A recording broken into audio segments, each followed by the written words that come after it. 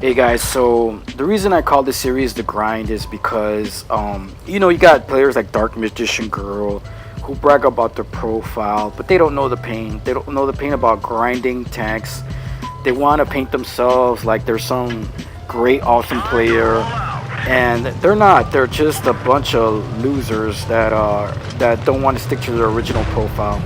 So I'm grinding the T25 AT, and I'm still working on the T25, but I wanted to get the last gun unlocked on this tank, and so we're on mines, and I hate this map.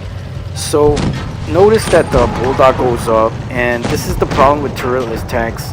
If I go and rotate to hit the housing, my side's exposed, my rear's exposed, and unfortunately you're gonna see that another light didn't follow us up the hill, which I didn't expect. I might as well have camped the ridge.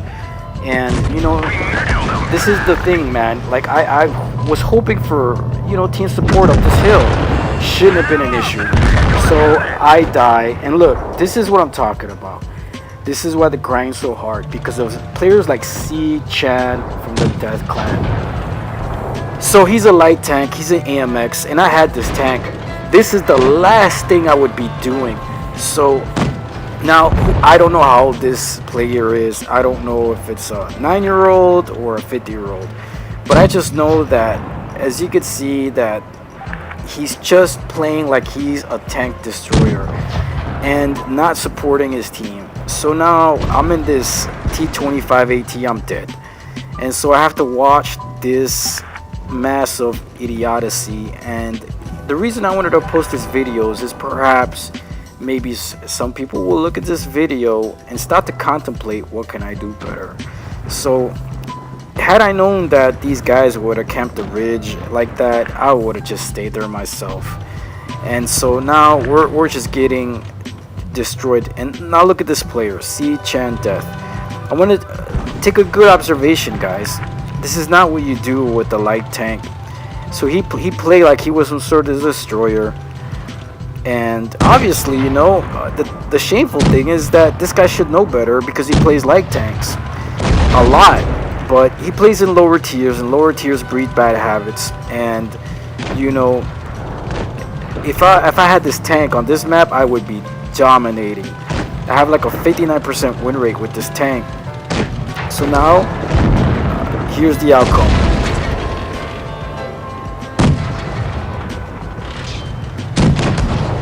We lose, he dies, and it was a complete, utter waste of effort. And this is the pain of the grind, guys. I'm sure some of y'all understand and comprehend and sympathize with this, going through a grind. And it's really difficult because your true craning skill, mine's at 79%, trying to get that last gun, and I'm hoping that the next match will be better. And so here's his stats, and I'm looking through his stats, and it's just, I just don't get these guys. I don't understand how, they just don't understand their tank, or don't want to. And anyway, it's a loss, and we move onward forward to a supremacy match. The thing that I don't like is I'm having to play outside what this tank should do, and for it being a turretless tank, it's very difficult. You can't. It has more negatives than positives when you're turretless. And I got a theory on how to be better, because I have a clanmate who's really good. Red Helix and M Alpha are amazing in these turretless tanks, and I think maybe it's because how they drive them or the view, but I gotta ask them.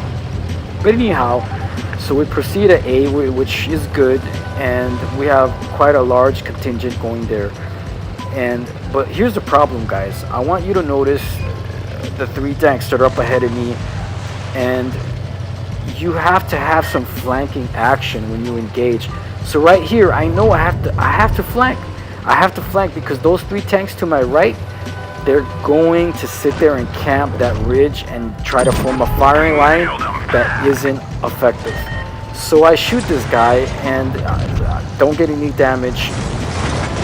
So I'm gonna go ahead and push up. I was fortunate to get a snapshot on the Bulldog, but by this time, there's 2 tanks that know I'm here, and here's the disadvantage of a turretless tanker. You can't side scrape, you can't really hug, so it's really difficult. So I get a kill here, and supposedly this tank has armor, but I get penned. I try to wiggle my tank. So finally the T-47 gets an idea, a bright idea, and starts going to the left and do some flanking action.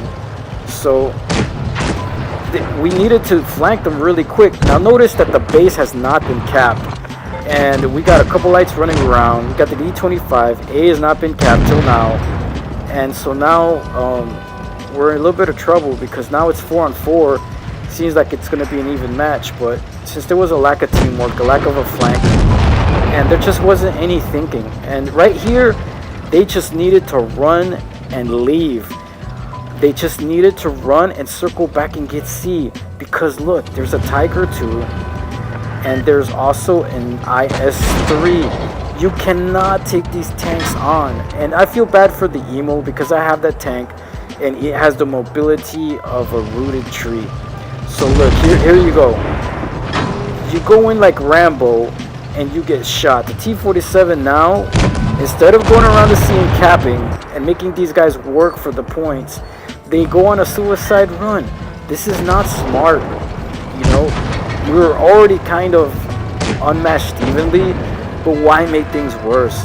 You know, poor Emo gets it. I can't blame him because I know that tank it's just not an easy tank to use. But you know, you got the other tanks, two tier 8s, premiums. The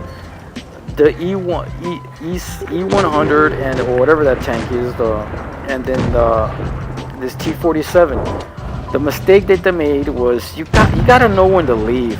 The E25, yeah, not the E100, but look, right there, you sit there and you brawl. This is not encounter, man. You could win by capping bases, and I just don't understand the thinking process of these players.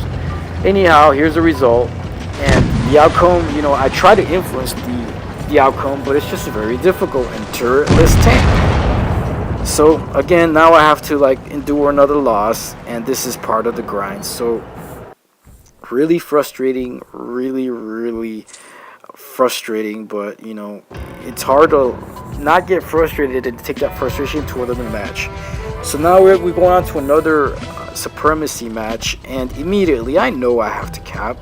You know, let's cap, you know, and let's see what develops here, and let's find out what's going on. So we start in Himmelsdorf, and you know, I'm looking at the enemy lineup, and I want to go ahead and I need a win. I need to get this gun, and this gun isn't bad.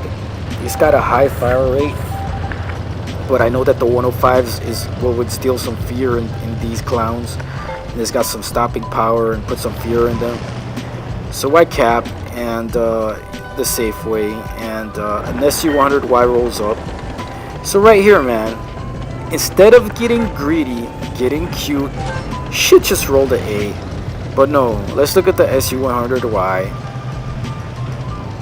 He takes a hit, and I'm not having it. I'm gonna go ahead and get A, because I know that I have to outsmart my own team. I have to ensure the victory by playing smarter than my own team. So I'm gonna go and cap A and force the issue. There's a Cromwell there, and he's trying to flank, and he's trying to go after the SU-100Y. And so it's cool, you know, I'm hoping he does, but you know, he changes his mind and turns around, which is fine for me because I can take him on. But I'm hoping that the SU-100Y will come and help me. You know, this is not easy without not having a turret. So I successfully cap, and you know, I'm hoping that the Cromwell will come and you know, be dumb and let me put some shots in him. Well, now there's problems because the T-23 just showed up. So now I bounce a shot, fortunately, put 250 in the Cromwell, and now I gotta back up. So this is the problem. Fortunately, there's a hole in this container, and I'm able to scrape this guy off. Put another shot into him. He shoots me.